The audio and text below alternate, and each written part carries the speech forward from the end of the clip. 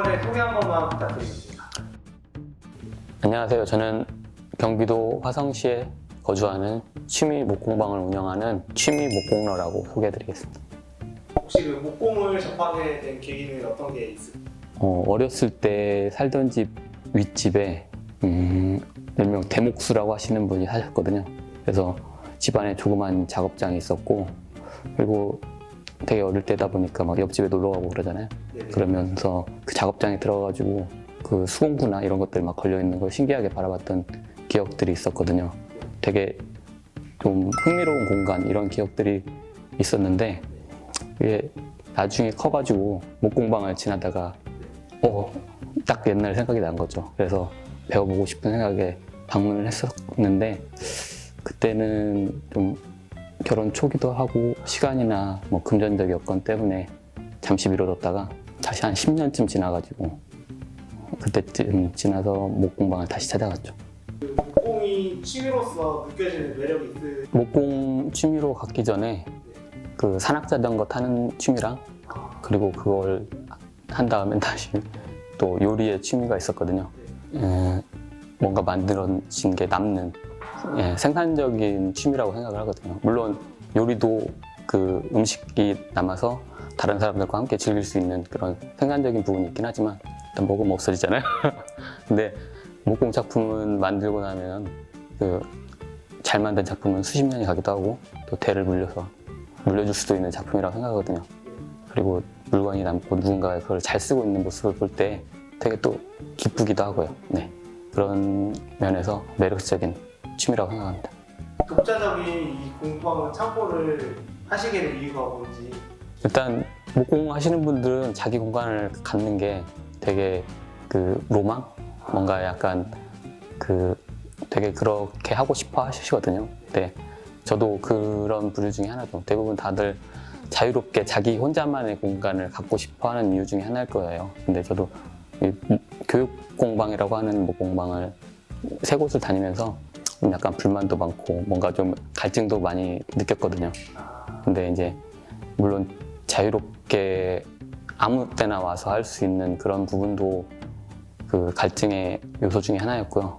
그리고 또 교육공방은 그 물론 사고 위험 때문이기도 하지만 장비 같은 것들을 마음대로 쓰기가 좀 어려운 부분이 있거든요.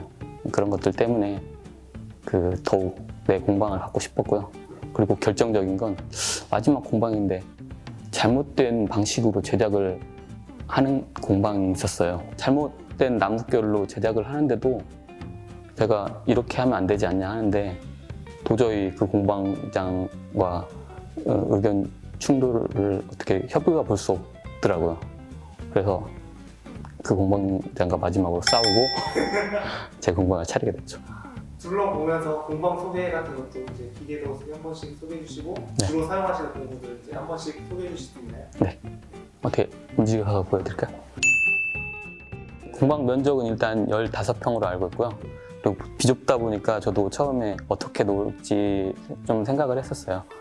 근데 일단 제대목 사용을 염두에 두고 여기 제대목을 빼서 여기서 가재단을 하고 저쪽 부분에서 수압 대패와 자동 대패 그리고 마지막으로 테이블 속까지 사용을 하도록 생각을 하고 배치를 했고요.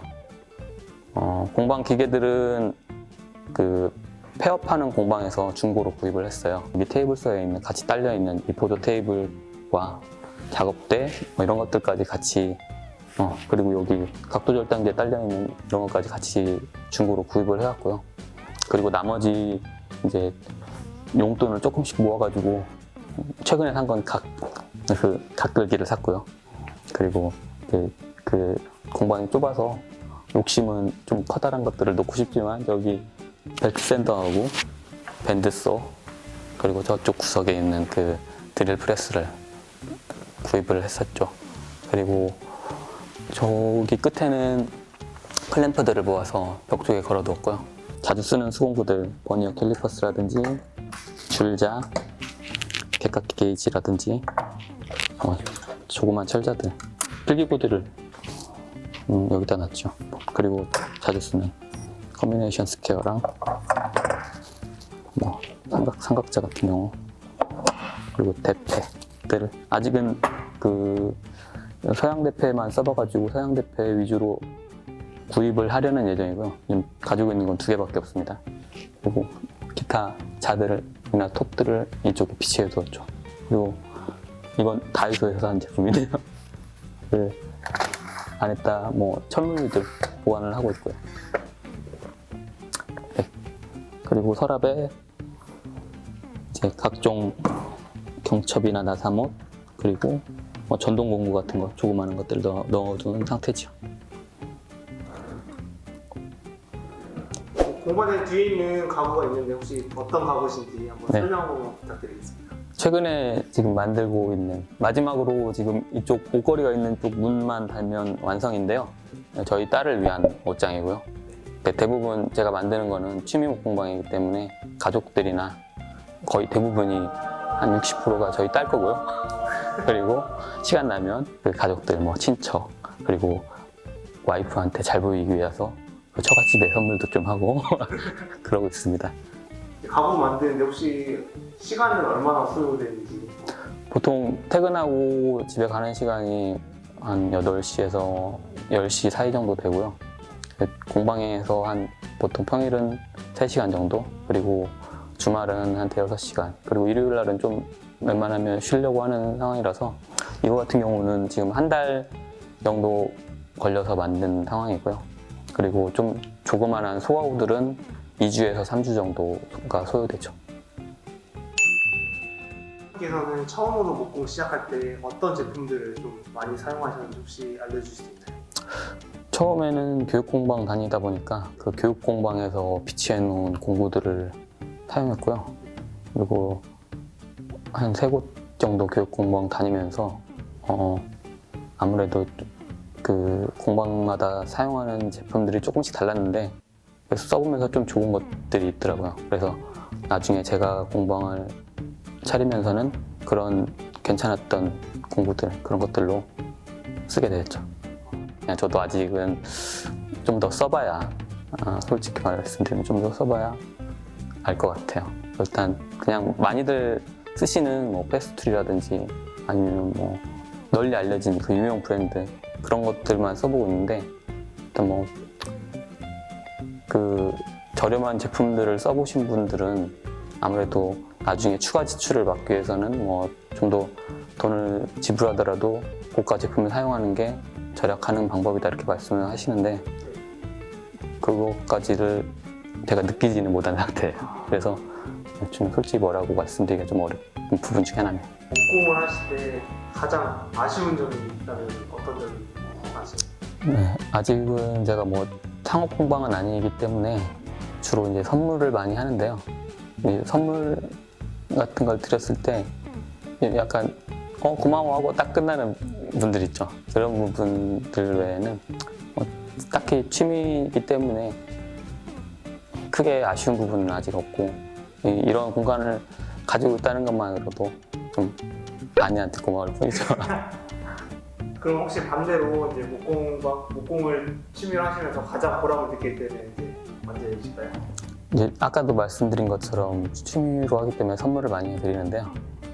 그리고 주 대상은 저희 딸이고요.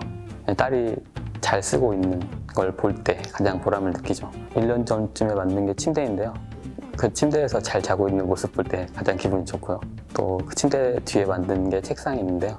그 책상에서 또 숙제나 공부하고 있는 모습 볼 때 제일 뿌듯하죠. 그럼 이제 목공을 취미로 시작하려고 하시는 분들한테 혹시 한 말씀 부탁드려도 될까요? 약간 우스갯소리인데요. 개미지옥에 오신 걸 환영합니다. 사도 끝이 없는 것 같아요. 이거 갖고 싶고, 지금 사고 싶은 리스트가 쭉 저도 있는데요.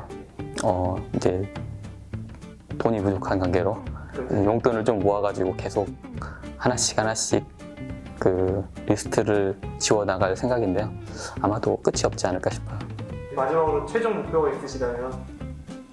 최종 목표는, 원래 최종 목표 질문을 받았을 때는 뭔가 사람들 기억에 남는 그런 작품을 하나 만들면 부러울 게 없겠다 이런 생각을 했거든요. 근데 너무 거창한 것 같고요. 그냥 목수라고 누군가 해도 그 어색하지 않은 그런 실력을 갖는 게 최종 목표입니다. 그러면 촬영에 협조해 주셔서 감사합니다. 네, 감사합니다.